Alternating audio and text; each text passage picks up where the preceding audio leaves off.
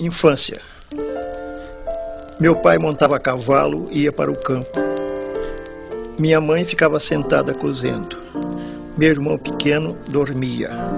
Eu, sozinho, menino entre mangueiras, lia a história de Robinson Crusoe, comprida história que não acaba mais. No meio-dia branco de luz, uma voz que aprendeu a ninar nos longes da senzala e nunca se esqueceu, chamava para o café. Café preto que nem a preta velha, café gostoso, café bom. Minha mãe ficava sentada, cozendo, olhando para mim. Não acorde o menino. Para o berço onde pousou o mosquito. E dava um suspiro, que fundo. Lá longe, meu pai campeava no mato sem fim da fazenda. E eu não sabia que minha história era mais bonita que a de Robinson Crusoe. Boa noite! Este é um poema lido pelo próprio escritor Carlos Drummond de Andrade. E aqui começamos o História para Contar. Hoje homenagearemos o nosso célebre poeta clássico e moderno. Há alguns anos vivi em Itabira, principalmente nasci em Itabira. Por isso sou triste, orgulhoso, de ferro. 90% de ferro nas calçadas, 80% de ferro nas almas. E esse alinhamento do que na vida é porosidade e comunicação. Nascido e criado na cidade mineira de Itabira, Carlos Drummond de Andrade levaria por toda a sua vida, como um de seus mais recorrentes temas, a saudade da infância. Precisou deixar para trás a sua cidade natal e partiu para estudar em Friburgo e Belo Horizonte. Pouco ficaria nessa escola. Acusado de insubordinação mental, foi expulso do colégio. Memória. Amar o perdido deixa confundido este coração. Nada pode o ouvido contra o sem sentido apelo do não. As coisas tangíveis tornam-se insensíveis à palma da mão. Curtia uns pedaços bem duros na mocidade, então a pessoa era muito contra mim, sabe? Achava que eu fazia versos malucos, a pedra no caminho, que eu era doido, que era débil mental, etc. Havia também o poema Sejamos Pornográficos, né? Como é que pode um homem que dá esse conselho, Sejamos Pornográficos, trabalhar no Ministério da Educação? Que exemplo que ele dá para as moças, etc.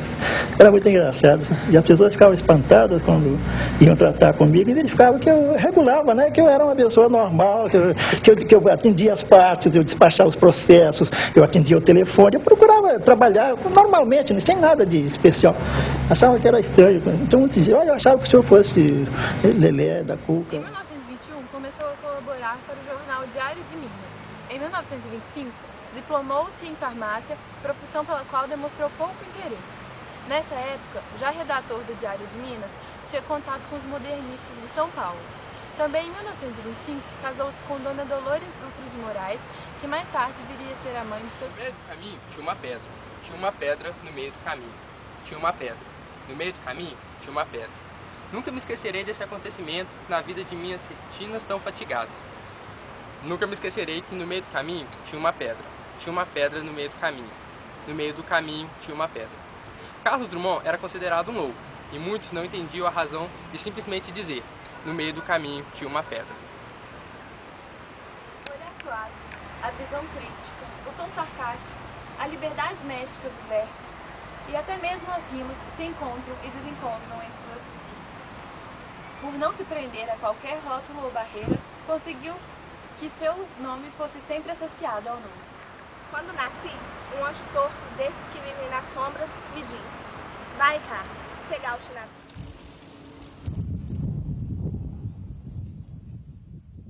Eu acho, ao contrário das teorias modernas, que a inspiração existe.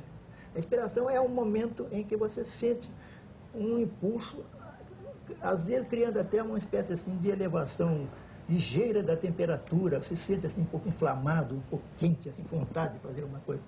Depois vem a razão, vem a análise, você vai fazer a frio o poema. Já agora com a razão mais do que com o sentimento, mas sem abandonar nunca o sentimento. Então essa mistura, essa conjugação de sentimento e de raciocínio, a meu ver, é que vai tocando. Agora, em geral, nunca sai perfeito da primeira vez. Você tem que ler aquilo, reler, mostrar a um amigo, guardar para o dia seguinte, botar na gaveta. Às vezes é necessário até botar 3 meses na gaveta, E para ler depois, ué, eu que escrevi isso? Não é possível? Torturado pelo passado, assombrado com o futuro.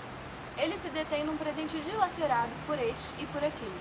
Testemunha lúcida de si mesmo e do transcurso dos homens de um ponto de vista melancólico e cético.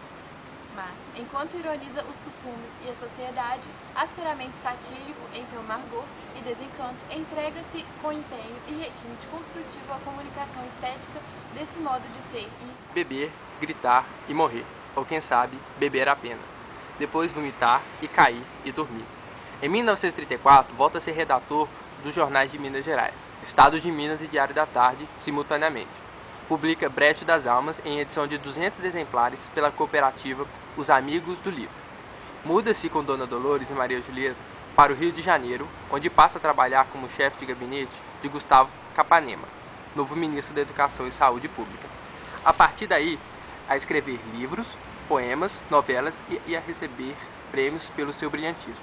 Em 1948, morre Julieta Augusta de Andrade, sua mãe, e em 1949, sua filha Maria Julieta casa-se com o escritor e advogado argentino Manuel Granião e passa a residir em Buenos Aires, onde desempenhará ao longo de 34 anos um importante trabalho de divulgação da cultura brasileira.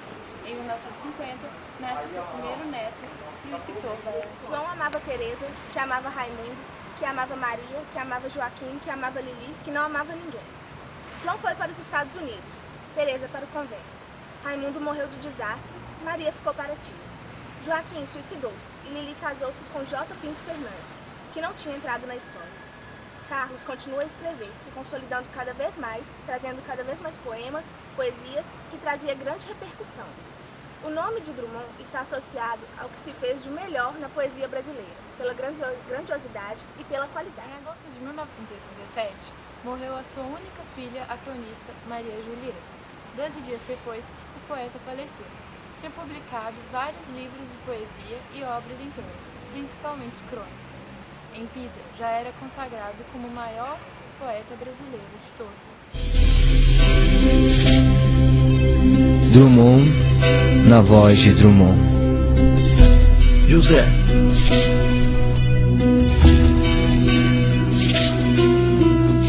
E agora, José? A festa acabou, a luz apagou, o fogo sumiu, a noite esfriou. E agora, José? E agora você? Você que é sem nome, que zomba dos outros. Você que faz verso, que ama, protesta.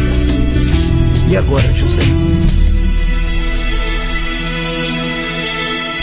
Está sem mulher, está sem discurso, está sem carinho, já não pode beber, já não pode fumar, cuspir já não pode. A noite esfriou, o dia não veio, o bonde não veio, o riso não veio a utopia, e tudo acabou, e tudo fugiu, tudo mofou. E agora, José?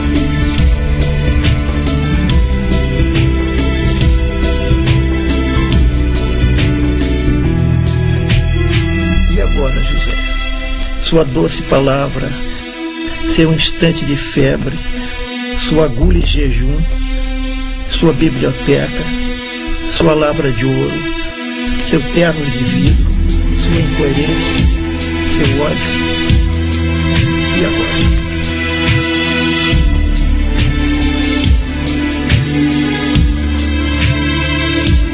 E agora? Com a chave na mão, quer abrir a porta. Não existe porta. Quer morrer no mar, mas o mar secou. Quer ir para Minas, Minas não há mais. José, e agora? Se você gritasse, se você gemesse, se você tocasse a valsa vienense, se você dormisse, se você cansasse, se você morresse, mas você não morre, você é duro, José. Sozinho no escuro, qual bicho do mato, sem teogonia, sem parede nua para se encostar, sem cavalo preto que fuja a galope, você marcha, José. José, para onde?